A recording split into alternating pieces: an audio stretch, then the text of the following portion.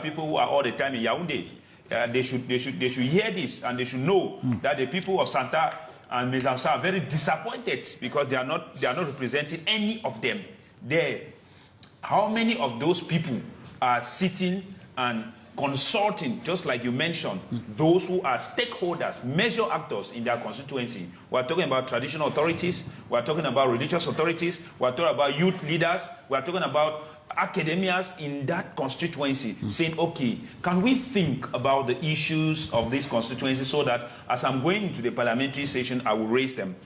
There is also the issue of raising the main issues in the parliament, because our parliament doesn't even permit for the courageous parliamentarians to raise the real issues in the parliament. That's why I mentioned earlier that when you look at our parliament, they discuss everything except what is important to be discussed. Okay. We cannot be in the parliament where we have a looming crisis, a crisis that has killed so many people. I mean, the Anglophone crisis, the Southern Cameroon War of Independence, it has been there for more than 8 years. No serious debate has ever taken place in the parliament about this. We have inflation. Prices of basic commodities are at the sky. Nobody is talking about it. We have sanitary problems in major urban centers. The garbage is all over. Nobody is talking about it. We have the potholes. You cannot drive in this country freely. One of the things that is making us to always have issues of respecting time in appointments in this Yaoundé is the issue of bad roads, potholes, traffic.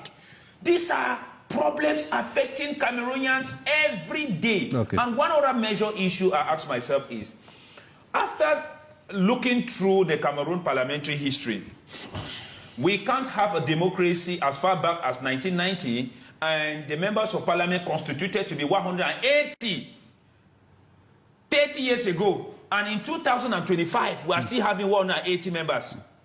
And the population of Cameroon has increased by a geometric rate. Yeah. We are now estimated to be between 28 to 30 million, because unfortunately, the irresponsible regime has been unable to conduct a population census for the past how many years and counting. And you can't really detect that what representation, what parliament, what parliamentarians, and what political party.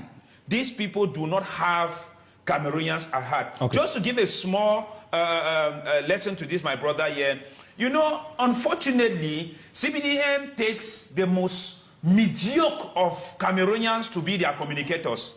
Because recently, the kind of people who represent CPDM on panels